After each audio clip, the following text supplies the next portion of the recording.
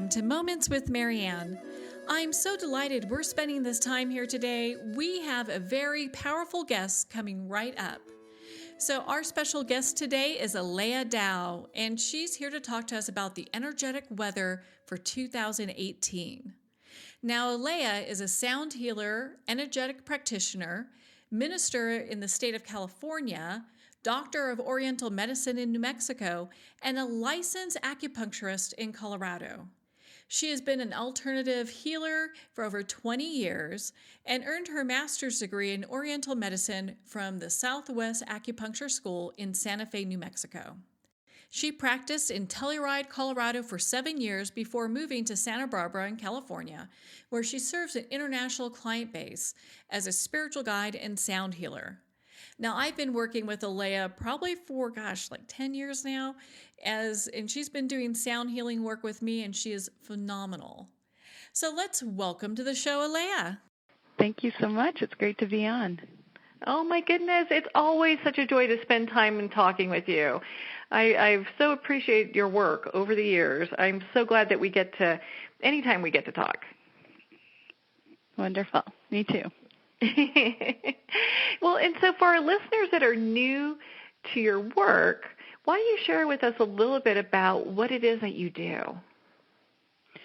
I think of myself kind of like an energetic detective, and I look at people's challenges that they're holding and what they're really after. I also have the ability to look at the energetic weather that's coming onto the planet and bring in very efficient ways of using that energetic weather, these streams of light and consciousness that do come onto the planet, as a mechanism to help us spiritually grow and evolve, because a lot of the times our lives are filled with challenge and struggle and anxiety and upset and discord, and we get to this place of awareness inside ourselves where it becomes intolerable, and then we start looking for different ways of awakening and different ways of navigating our life. So I really think of myself as the energetic new toolbox provider, and sharing with people different tools, different perspectives, different energetic mechanisms that they can use to shift the challenges in their life and use the energy that's coming onto the planet to evolve. I mean, you say it so eloquently, and over the years of working with you, I know it's made a profound impact in my life, being able to do the work with you, and also, we'll get into this a little bit later, but you offer a lot of different ways that people can also kind of stay connected and work on themselves on a daily basis. Mm-hmm. Yeah, I think that it's the tiny little mini moments of maintenance that make for a very gentle journey, as opposed to using the cosmic 2x4 that smacks you over the head and it hurts intensely and it's kind of traumatic. And so for a period of time after my awakening in 2001, I was sort of chasing the dragon's tail of enlightenment and always looking for the next high. But whenever I would get the high, there's always the low, just like drugs. And so I started pondering, how can we do this in a more gentle, sustainable way so that for 20 years we can just slowly keep awakening bit by bit every single day. Yeah, I prefer that to the 2x4. Far more comfortable. Oh my God, by far. And it's interesting because it can be an unfolding with such grace, as opposed to one that really, gets kind of caught up in chaos or things that are going on, the perceived chaos, And how we react to it. So we can't control anything in our outer environment. Really, the only thing we can control is our inner environment. And as soon as we learn how to do that, then our anxiety levels go down, we become more calm inside ourselves, and then not from the place of controlling the outer environment, but when you have that control of that inner environment and you're holding this peace, this clarity, this calm, this connection, what starts happening is your outer environment starts reflecting back to you your internal environment. And that's when magical, lovely, spontaneous, joyful things start to happen in the outer world, but it's because you're attached to the inner world. Yeah, it really is that inner journey. Well, and talking about the inner journey, I'd love for you to share with our listeners, because one of the things I've always appreciated is your approach to our relationship as the spirit that we have with our bodies. And I'd love for you to share that with our listeners. Yeah, when I had actually in 2001, I had an enlightenment experience, and prior to that, I had been in the realm of alternative medicine. I was a massage therapist starting at the age of 20, and then became a Reiki master, and then went on and got my master's in Oriental medicine, and then was in a private practice with my acupuncture practice, and was meditating every day and going and doing vision quests, and was definitely, looking for that enlightenment moment. And in 2001, I was lying on a sound table, and my consciousness shifted literally in 30 seconds. And it was an enlightenment moment that didn't go away. And sometimes when we have these enlightenment moments, we grasp a concept or we perceive reality in a certain way, and then it slowly fades. And for me, in 2001, it actually continued to just get stronger and stronger and stronger. So it didn't fade away, and I had to figure out how to integrate that high level of awareness, sensitivity, awareness of multiple dimensions, and so essentially crafted a particular way of being and protocols and energy stances that help us ride in our body and in our life in a more graceful way. And with that enlightenment moment in 2001, I very clearly perceived my body's consciousness completely separate from my consciousness as a soul, literally riding in the body. And I perceived this nature spirit that was surrounding me, and that I was simply a beam of light on the front of my body's spine. And when I had that awareness, I very slowly, over several years, started working with the body consciousness kind of like a client, of recognizing the needs that my body was having and saying, okay, well, you're getting this need by doing this, and that's not that healthy, and it's actually not really giving you what you want. How about you get that need met in a more efficient, enlightened, empowered way? And so with that, my body's voice got stronger. The awareness that my body was holding of its own unique consciousness amplified. And so now it's literally this co-creative experience. And so I teach people how to connect in first with themselves, because if you're not connected in with that divine aspect of you, your essence, then you really can't connect with another being, even if you're riding in it.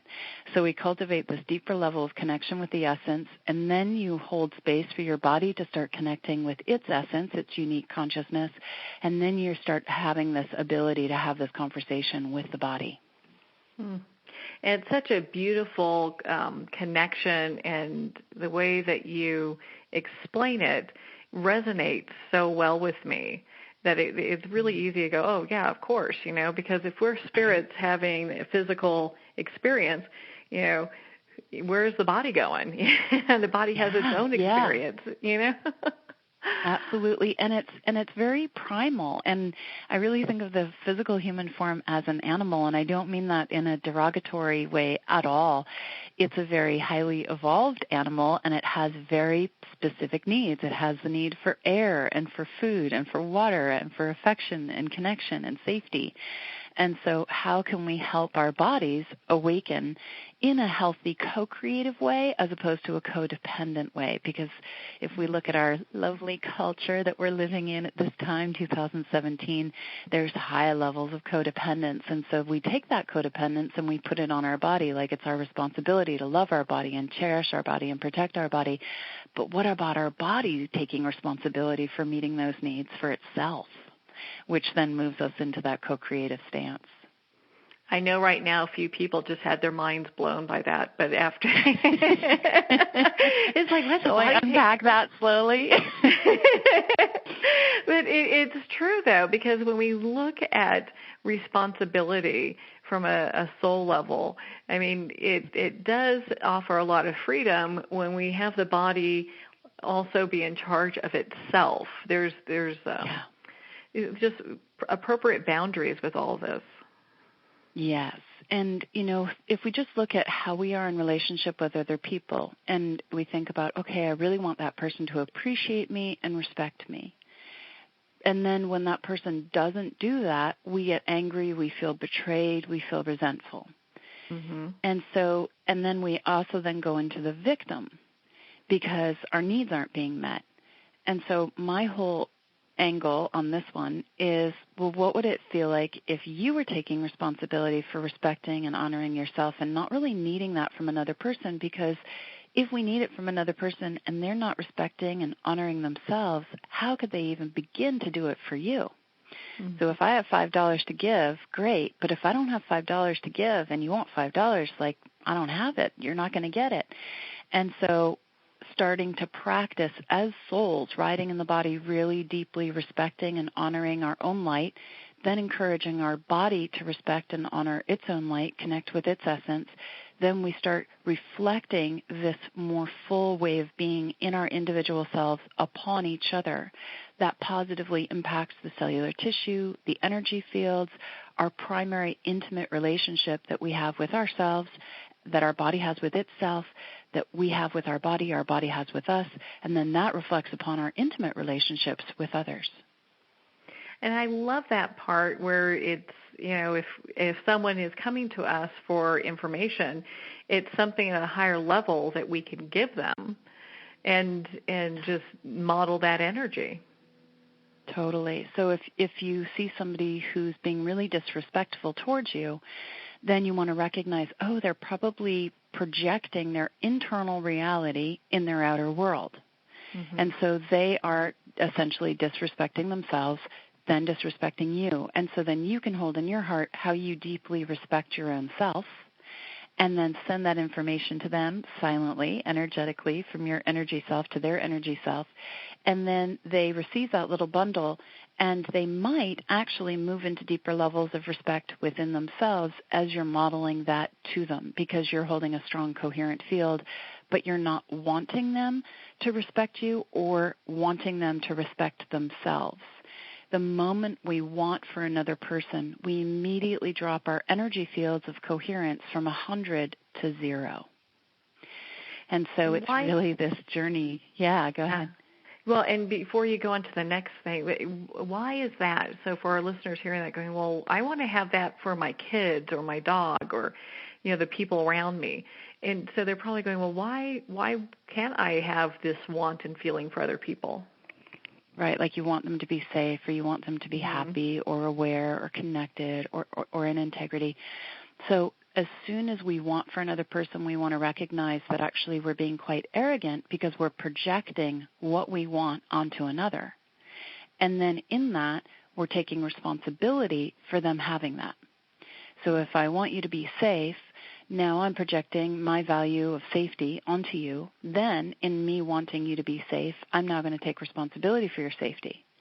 Now I'm going to energetically, unconsciously try to get you to be in a safe place. Now you get totally disempowered. And then resentful and angry at me because I'm taking responsibility that's actually yours. And how arrogant of me.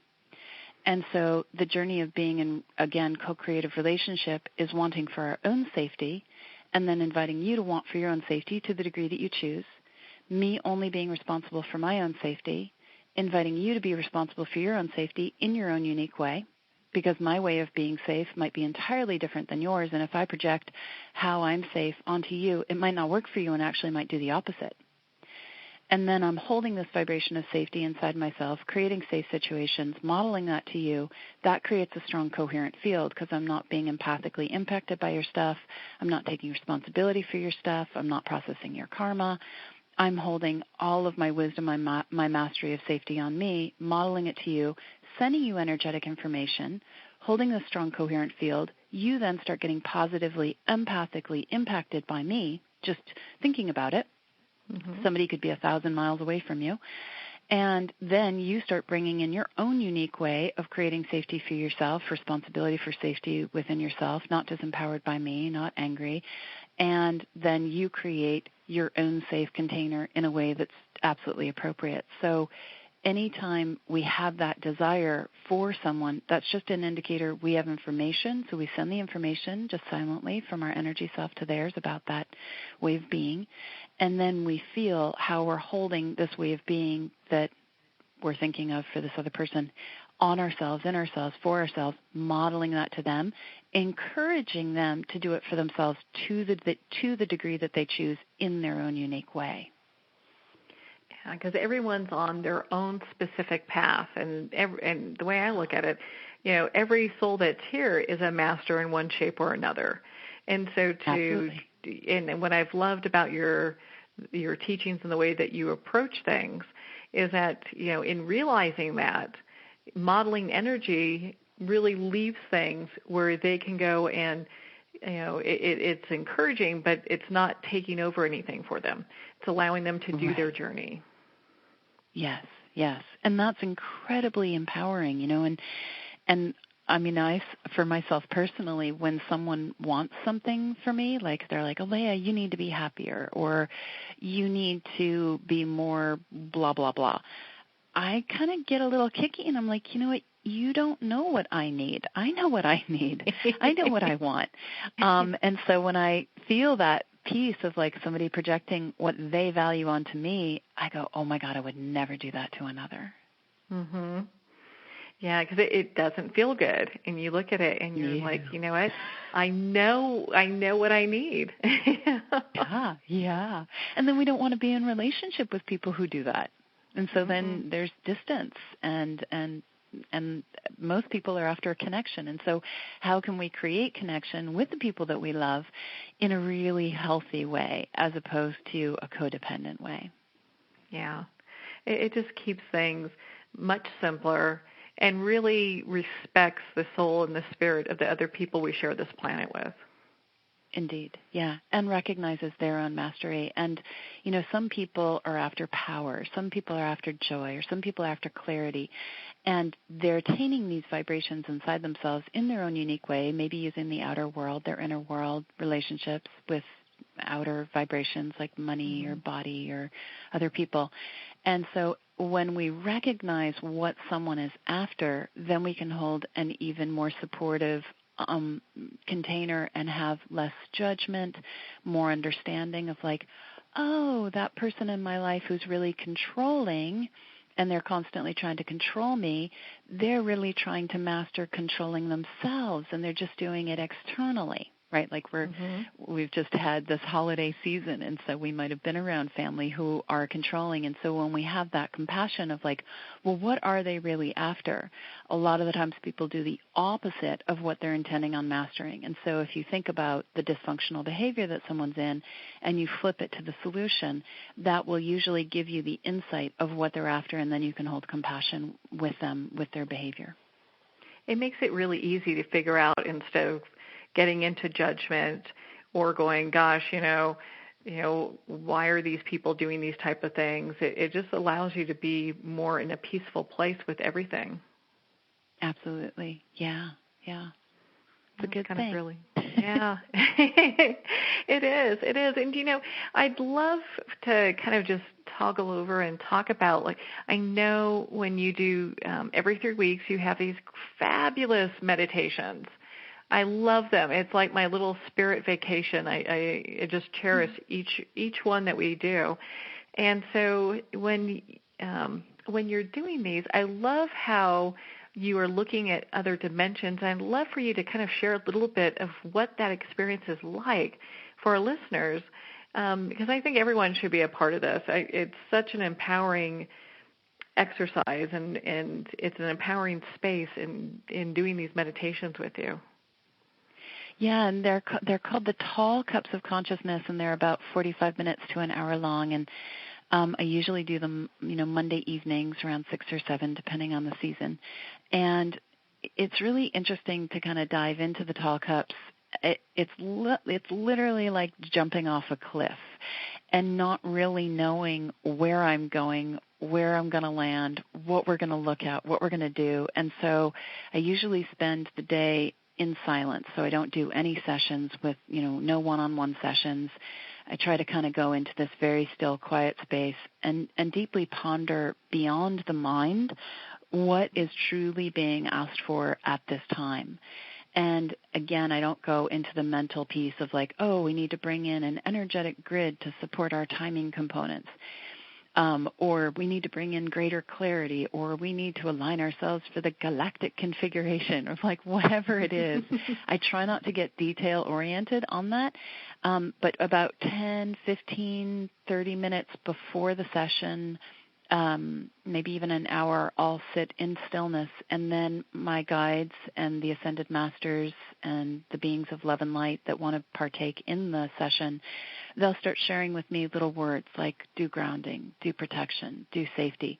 But I have no detail of how to do that. And now my practice is doing energetic protocols, but I, again, try not to look at the details, because as soon as you start to see it in a detailed way, you start to go into the energy of the experience. And so I like to keep the tall cups very fresh in the moment.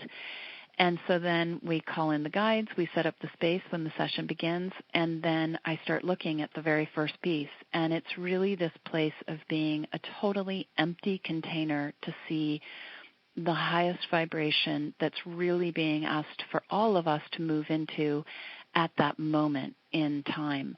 I also try to make the tall cup something that's timely and timeless, so that you can literally listen to any of the tall cups at any point in time, 5 years later, 3 years later, 2 weeks later, and some part of you actually goes back in time to that appropriate moment, calibrates your grids in that way so that you can then move forward in a supportive and empowered way. So we kind of do this little time encapsulation of the work. It is multidimensional, and so I am surfing multiple dimensions, not the physical realm, at Mach speed, looking for the deepest root that can help us shift how we hold ourselves and move us into a more empowered, connected, clear way of being, or whatever is truly being asked for in that moment. So that's kind of how I do the tall cups, and that might seem like really abstract, but when I'm in it, it's like, oh, there's that piece, and there's this energetic grid, and there's this mechanism that we need to bring in, and there's an old mechanism we need to let go of. And so from my perspective, when we really address the energy self, the higher self, and we have that higher self, energy self, do the work in that higher realm, it is shifting us at a blueprint level. And then that shift that's happening in that other dimension where the blueprints are held, it gets reflected into our energy fields, our emotions, our body, our cellular tissue. What's so interesting as a participant, being involved in these meditations, I can feel the energy moving. And sometimes it's like a beat, and you could feel just waves of just wonderful energy coming through, and other times I'm just like passed out. The energy is so intense. But each one, I can feel the shifts that have been made, especially shifts in perception. Good. That's good. And my whole angle is your energy is the cleanest and strongest for you. And so when I'm doing this work, I'm only shifting my own energy. I'm not shifting anybody else's. I would never dare. Because I never want somebody messing with my energy fields, right? Like, I want to mess with my own energy fields. And so I'm simply sending information to you at the level of your higher self. You extract only that which you need, and then you shift you in your own unique way, which makes it more gentle, more sustainable, unless sometimes people have said, like, wow, that was too much for me. And then I say, okay, well, you must have been super, super eager, and you must have had your volume cranked way up, and you blasted you. And so we wanna have our higher self kind of calibrate the volume and the work in a gentle way. And sometimes people, don't think about it being gentle because it's like, oh, it's energy, it's going to be gentle anyway. And it's like, And so these tools that I'm bringing in are incredibly efficient. I think of them as like the backhoe instead of the spoon.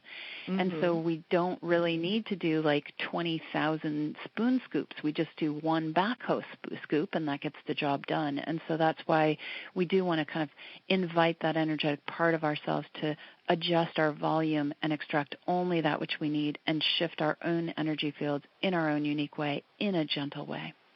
And it's always such a beautiful place to be in, and you can feel the shifts taking place.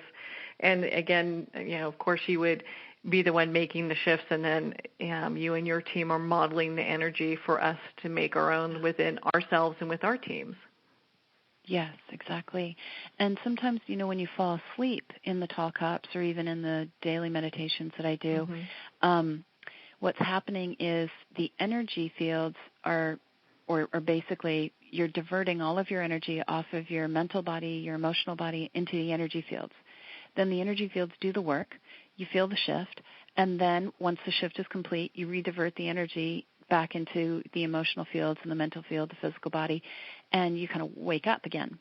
And so I will often have people literally fall asleep or go into an altered state or, trance out during a protocol, and then as soon as the protocol is complete, they redivert the energy. And the more we work our energy fields, the stronger we get at an energetic level, and then we actually end up falling asleep less because you have enough energy to keep your mind awake, your emotions awake, and your energy fields while you're doing the work. And when I first started doing energy work, I would literally sort of fall asleep or go into an altered state, drift away, while I was doing a protocol. I'd be like, we invite your higher self, your body to its higher self to do ... and then I'd go, and then I'd wake up again. And fortunately, they would too. They'd drift off. And then when it was complete, we'd both kind of come back and be like, okay, that just happened. And so, it's a slow process of training and getting in shape at an energetic level. It's so funny because there have been times where the moment I wake back up is when you're completing everything and kind of wrapping everything up. And I'm like, oh, okay, I'm going to have to watch the rerun to see what happened here. Yes, it can be pretty potent. Yeah. Well, and for our listeners too, you're a profound sound healer as well. You use that when you're in these meditations to kind of help move things along. Yes. Yeah. So I really think of sound as one of the more powerful mechanisms for shifting energy in the higher realms, which then shifts our consciousness, our belief systems, our behaviors, our challenges. And I think of myself as a sound healer, and I work with other sound healers who are in the higher realms. So I call them the angelic choir or the etheric dolphins and whales, and they are the master sound healers. And I'll hear particular tones that they're making, and then I'll be able to make one or two of those tones that they're making, and then they'll make different tones in higher dimensions. So we're actually getting a multi-dimensional sound shifting healing experience. So whenever I make one tone in the physical realm, it's usually accompanied by 10, 15, 20, 30 different sounds in different dimensions that is being emitted by these angelic beings of love and light. And so when you have the combination of all of these different sounds, it then has a very powerful impact on the etheric blueprints because all sound carries consciousness. So if you have your resource grid or your relationship grid and you have your higher self, the angelic choir singing, you can then utilize those sounds, infuse those sounds into this etheric blueprint grid of whatever it is you're intending on shifting. Then that grid holds a different sound frequency, consciousness, vibration, magnetic attraction, perception, and then that reflects and ripples into the consciousness, your mind, your emotions, your body. It's amazing how all this is so interconnected, and these shifts don't have to be something that is like how we talked about earlier, like getting hit by a 2x4. It's something that happens gently. Yeah. I like using the thoughts as the little indicator of what's truly being asked to shift. And so we might have a positive thought, we might have a fear thought, discordant thought, and we nip it right at the thought level because we don't even let it come into the emotional field, because if you can catch it by just like having this tiny little passing thought of ... oh, okay, what's the energetic dynamic that I'm holding that could create that reality? And then we shift the energetic dynamic way up high before it even has a chance to filter into the emotional field, physical body, magnetic attraction, 3D realm of having a particular scenario that we don't really want to have happen. Mm-hmm. And so it's by being very aware, and some people say, well, how do I can't catch them all. And I'm like, okay, well, slow down, right? So we have to slow our whole life down and not listen to the TV and have the radio on. We want to be in silence so that we can pay attention to those little thoughts that come. And if in the beginning they're usually discordant because they are reflecting a particular way of being at an energetic level that's wanting to shift into greater coherence. And so we use those discordant thoughts or emotions to get our attention, and then we invite this energetic part of ourselves to address that and then activate the vibration we're intending instead of calling in a challenging situation. So I'm just going to give an example because I think this might be useful for some people, right? Like you have this fear thought of having an accident or getting sick or losing money. So that would be a fear thought around loss. And so if you have this fear thought of loss, okay, if I have this situation, what would I really lose that would be most devastating to me? Oh, well, I'd lose my freedom, or I'd lose my safety, or I'd lose my support. Oh, okay, so now I've identified what it is that I'm most triggered about in terms of what I would lose. Now what's really being asked for is that I want to attain that vibration of safety or support or empowerment or connection in my divine line, in my inner river, in my energy self. And so we've identified the solution, and then we take a deep breath in and we invite that energetic part of us to begin activating that vibration, that desired quality in what I call the divine line, this river of light that flows within us as soul riders. And then we invite and encourage our body to do the same. And then this presence that encircles us, I call it the team, to hold that as well. We can invite our guides to also hold this vibration inside themselves. And then we move into this really strong, coherent field of holding this greater safety or support or empowerment or connection in our individual divine lines. Now we don't need this outer circumstance situation to happen to trigger us, to get us to hold this vibration more in our core. So sometimes I'll talk to people and they'll say, yeah, I got really sick, but that whole journey of being really, really sick and on death's door, God, it helped me get so strong. And I'm like, all right, that's lovely. And how about we just activate strength deep in the core using your higher self every single day so that we never have to go down that path again. So really identifying qualities, activating the qualities deep in the core, so you don't have to use your outer environment to trigger your awareness. Yeah, and then, and that's such a great way. It's like, either you want to take the path that you can really learn, what something is about by going through hardship and pain, or you can attain the information and, maybe have the path be just a little bit easier than going through, the just kind of discordant or hurtful experiences. Yeah, that are scary and traumatic, and they take longer. They're louder, and I think our greatest challenge is that we do have a wee bit of apathy going on. And so we have to kind of fight the apathy and go, okay, do I want to do this little 30-second protocol right now in this moment, or do I want to kind of surrender to the apathetic state and just wait until it smacks me over the head? I personally am a little bit of a prima donna. I don't like to suffer. And so I like to do things before they smack me on the head. And that does require a little bit of awareness, a little more spiritual maturity. But again, it's far more comfortable. So, fighting the apathy and activating the vibration deep in the core and then releasing that outer circumstance, that contract. And I have specific meditations and, talk-ups that really speak to this whole piece of how to use your internal reality to grow and evolve instead of the outer world.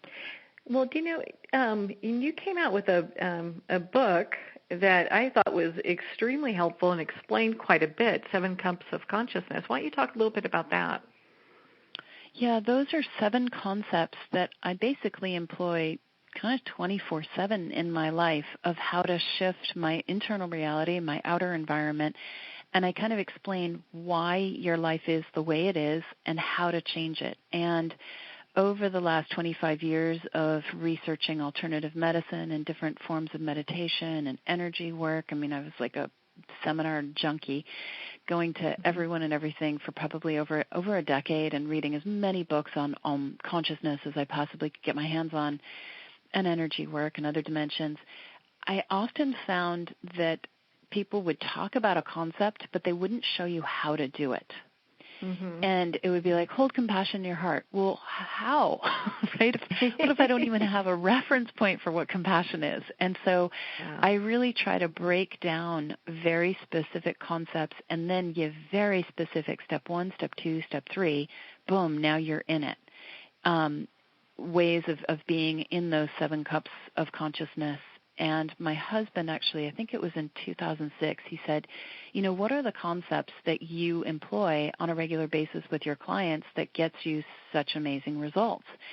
And I was getting on the plane, flying back to Telluride to see clients at that time when he asked me that question. And so I'm flying at like 20,000 feet on the plane. And I'm like, what are those 7 concepts?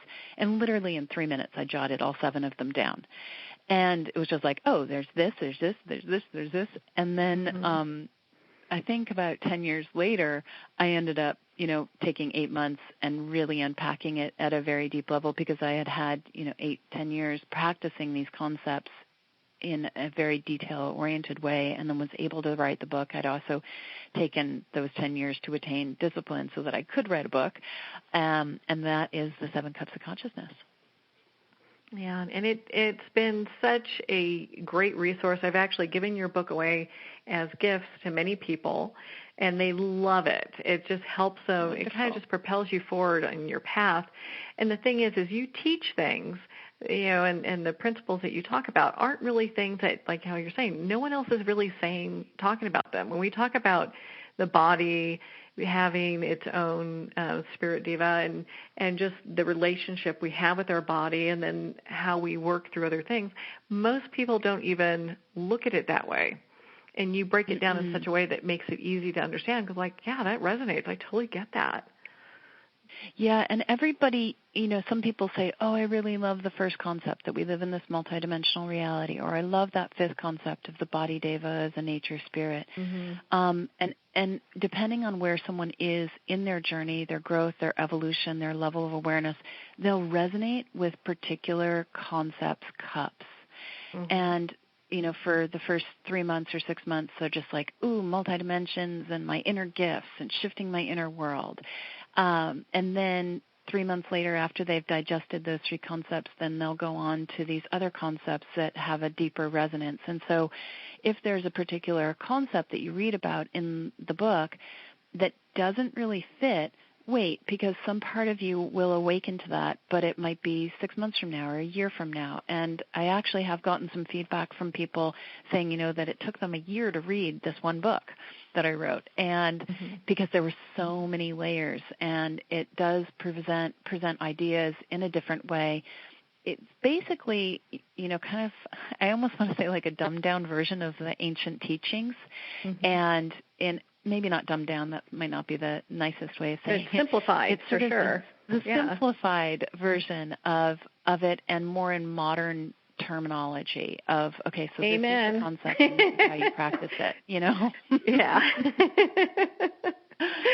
So, yeah, it was fun to write. I mean, it was challenging to write because I would constantly be going into altered states. And, when you're in altered states, you don't write that well. Yeah, it could be interesting writing when you come back. Yes.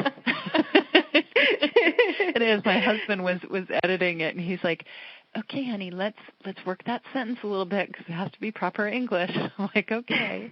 So, yeah, it was a joy to write, though. I learned a tremendous amount.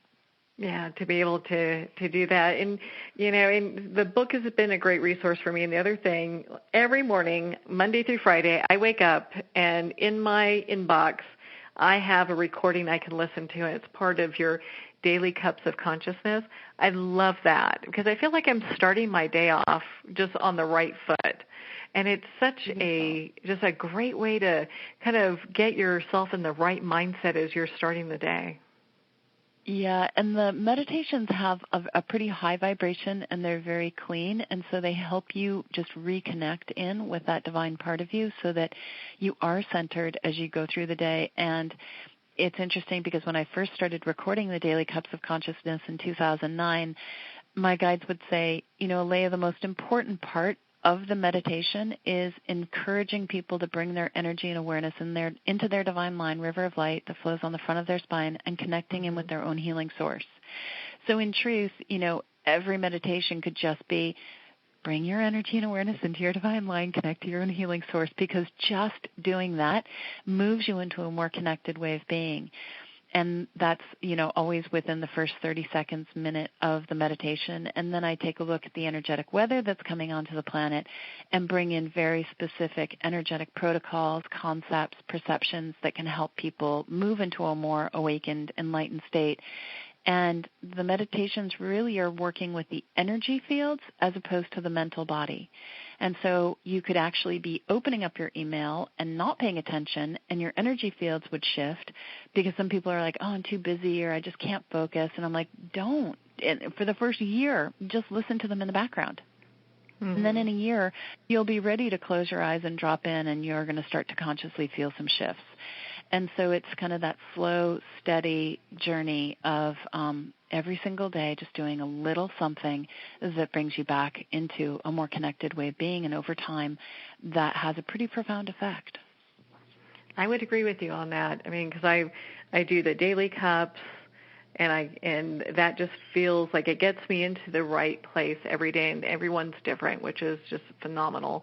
And then every 3 weeks, there's the Tall Cups of Consciousness, that is that webinar, which is really fun because you get to be part of a community and be with a group of like-minded people as you're doing the meditation. So it feels like we're all kind of coming together. And it's interesting. Mm-hmm. A lot of times during these, I'll see someone in the chat that will write something down, like they're dealing with anxiety, or they can't sleep, or something's going on. And it's usually the same thing that most of the people in the group are experiencing or dealing with at the same time. Yeah. Well, because we're all on the same planet. We're all in human bodies. We're all in the physical dimension, and there are very specific energetic phenomenons that we're all experiencing. And some people will be like, ooh, I'm feeling nauseous, and then another person's like, ooh, I've got insomnia. And I'm like, okay, so you're reacting and responding a little differently, but you're responding to this vibration that's coming on, and here's a way of dealing with it in a different way. So, yeah, it does definitely create a sense of you're not alone, being energetically sensitive and feeling these phenomenons, and then it brings clarity, too, as to why that's happening, and then how to hold yourself in a slightly different way. Or just having that knowing that you're not alone and that support structure can sometimes make the experience feel a little less uncomfortable. Yeah, it's more of a joyous experience. Well, you touched on this in a little bit ago, and, gosh, we've got this new year and all these great possibilities. I'd love for you to share a little bit about the energetic weather report. So 2018 is actually in the Chinese astrology, is the year of the dog, and numerologically it's a 2-year. So 2017 was a 1 year. But a lot of people experienced this new beginning 1 year, which was also ruled by the fire red rooster, waking everybody up. And then when you wake up, there is this purging and this cleaning out and this release and this letting go. And I would say that in 2017, I witnessed more people passing, dying, leaving the planet than in the last 20 years. It was just sort of phenomenal, all these people exiting. And again, it's kind of the ending coupled with a beginning. And it almost feels like it was this exhale, and now 2018 we move into this inhale. And we really start to feel this new way of being after we've done our purge, our release, our clean out. And we start looking at life and how to move through life and create our life in an entirely different way, more magical, more powerful, more joyous than we could ever have imagined. So it's really about letting go of the limitations and the restraints that we did in 2017. Hopefully we let go of all those limitations and restraints and self-doubt to go, okay, let's make this the life that I really want to live and as magical as possible and actualize my highest potential and crank up my courage and my empowerment, my joy, and really all of the vibrations that you're really wanting to support you inside yourself, and then that gets reflected in the outer world. as we continue to move forward into 2018, we're going to continue feeling the veils between the realms dissolving, which creates higher levels of malleability, which means we have less of a time delay, meaning what you're holding inside you gets reflected more quickly.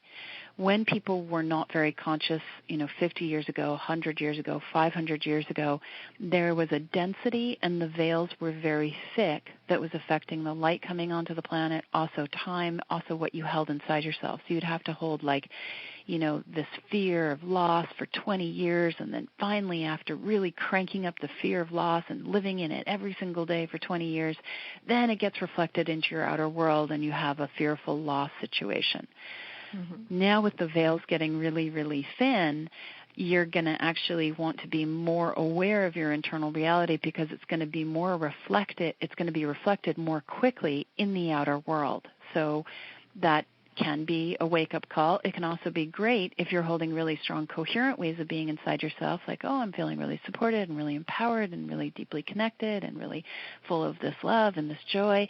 And then, because it's coherent, it actually gets reflected even faster than a discordant energy. So if you do live in discordant emotions like fear and worry and anger and loss, recognize that those are discordant, which means they're not as strong as positive vibrations, which means it will take a little bit longer, but heads up, the moment you feel that discordant energy inside yourself, ask yourself, well, what do I really want? And then invite that energetic part of you to start activating that vibration of empowerment or joy or strength or connection inside yourself so that that is what gets reflected. So again, 2018, we hit the ground running right in February, beginning first 2-3 weeks of February. I really think of this last week, so the third and fourth week of January, as the pause between the exhale and the inhale. And then February, we take this big inhale and we hit the ground running. So light, fast, bright, thin veils, highly malleable, super easy to make the changes, less resistance, and enjoy the ride. So that's my little 2018 weather report. Oh, I love it. Because I know a lot of people looked back on 2017. They're like, "Oh my God, we survived that." When that's one way of looking at it. But I love, how you usually look at this as like it's not necessarily like a bad thing, No, it was a major release, and our culture doesn't really embrace the release. And so because of that, people did perceive 2017 to be a bad thing, but you have to release in order to bring in the new. Now, 2018, it's kind of interesting, 2011 was pretty tough for people, and then 2016 was pretty rough, and then 2017 was rougher than 2016. Mm-hmm. And then I'm kind of looking at what's the possibility that people say 2018, oh my God, that was a really gnarly year. Well, it would be if you didn't use the discordant moments, attention, emotions, thought forms to shift your internal reality. Because the energy is going to be moving a lot faster, and you're not going to really you don't have that delay, that buffer. And so to let it get your attention and then to hold the vibration that you're really wanting inside yourself so that it does reflect what you want. If you start experiencing things in your outer world that aren't what you want, immediately bring your energy and awareness inside and start holding that vibration, because within 2 hours or 2 weeks, holding a strong, coherent energy inside yourself like love, compassion, connection, peace, calm, that is going to start to shift very quickly your outer experience. And so if you witness people getting crushed in 2018, just recognize it's a reflection of their internal reality. Well, what's nice is, we don't have to have it that way. There's a choice. It's like we can live looking at going, oh my God, I barely survived that, or hey, that's an experience and things are making a massive shift on this planet right now. And how I'm participating in this is actually a pretty peaceful walk, as opposed to one that's kind of getting caught up in some of the turmoil. True. And with this heightened awareness that we're all moving into, we are becoming intolerant of discordant vibrations. And so we're all becoming more sensitive to anything that's discordant. And with that, we now have the opportunity to change, because we can only change what we're aware of. So by using our sensitivity and our intolerance to wake us ourselves up to, okay, what are we doing inside ourselves that's not comfortable? And if I were to sort of leave everybody with a little core teaching practice, it would be to really start recognizing how attached you are to your outer environment and to people and situations and politics and government and environment, and how that outer attachment creates a state of suffering. And then when you're in the state of suffering because you're judging and angry and upset and fearful of what's going on in the outer world, you now drop your energy fields from, to a very discordant way of being, instead of modeling the solution. So the daily practice is to be more attached to the vibration that flows deep in your core, divine line, front of spine, than anything else.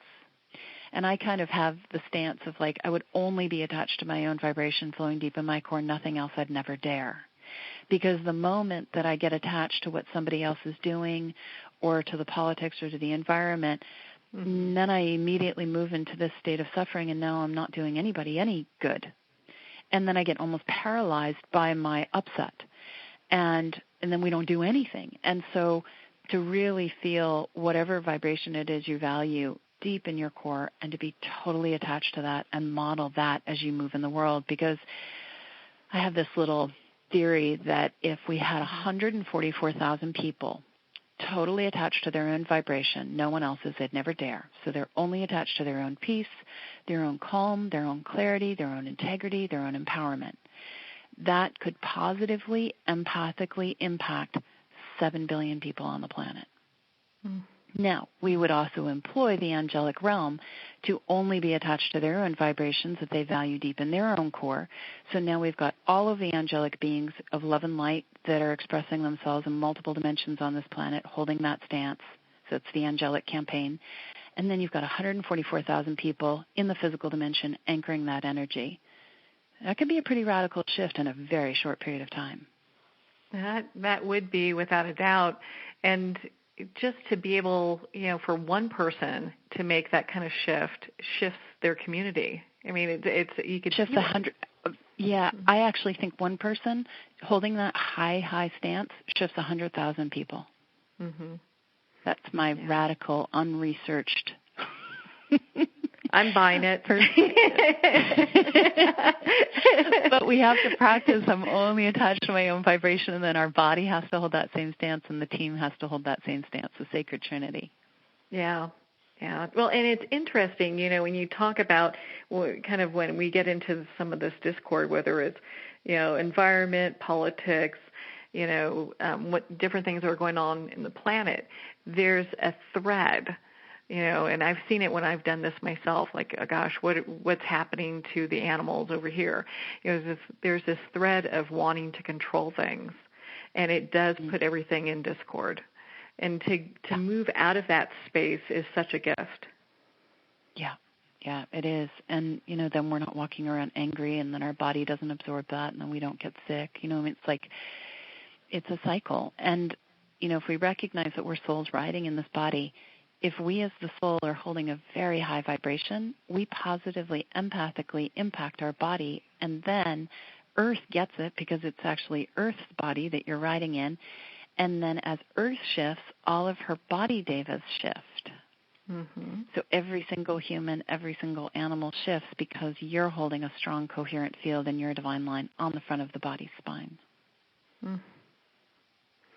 And what a peaceful place to be, and these shifts don't have to be traumatic. And I know I keep bringing that up, but it's something that I really appreciate, because it just seems like a lot of times when people think that they need to make a shift to a next spiritual level, that there has to be some pain that has to go with that, or they have to give something up. And it in some ways it's giving up the pain, Yeah, it could be giving up the pain, or recognizing that the journey of being, I was actually talking with a client last week, and Mm-hmm. and we identified, like, oh, what does being human mean to you? And they said, being human means pain and suffering. And I was like, wow, really? Because being human actually is about receiving pleasure. And from my perspective, the body, Deva, is all about opening its receptors to receive this extraordinary experience, teaching us as souls how to open to receive our own divine light to a deeper degree. So we're in this extraordinary, beautiful receiving experience. And so if we start to frame our journey more from the place of letting our body open its receptors to receive all of the pleasure and the beauty that Earth has to offer itself, we as souls get positively, empathically impacted. And then when we receive more of our gifts, our wisdom, our mastery, and model that as we move in the world. Such a beautiful place to be in. Well, Aleya, like, as I could talk to you for days. I mean, I have private sessions with you, and I feel like I do the same thing there too. Great. I really do consider you to be one of the great masters of our time, and so I'm so excited that we get to spend this time and that people can hear more about all the great things that you do. For our listeners that are looking to connect with you, what would be the best way for them to do that?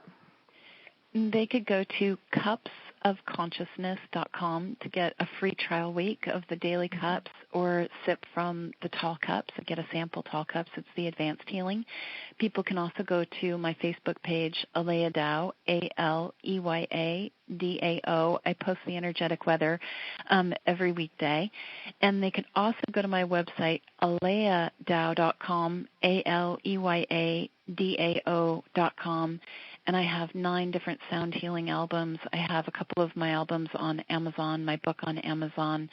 And I think I have maybe over 50 YouTubes on my Aleya Dao 11, ALEYADAO 11 YouTube channel, with lots of information, free conscious conversations, lots of tools. And on aleyadao.com, I think there's over 1,600 individual meditations, 120 tall cup sessions, deep dives, classes, massive amounts of information for people, but just pick and choose what works for you. And I also try to make it very affordable so that it can be supportive and empowering.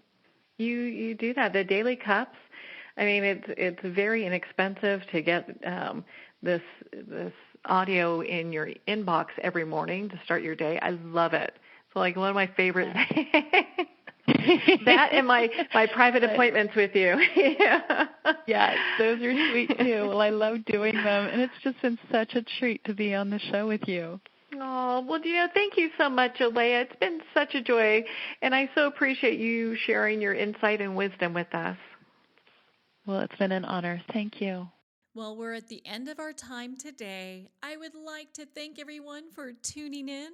You've been listening to Moments with Marianne. And remember, make every moment count.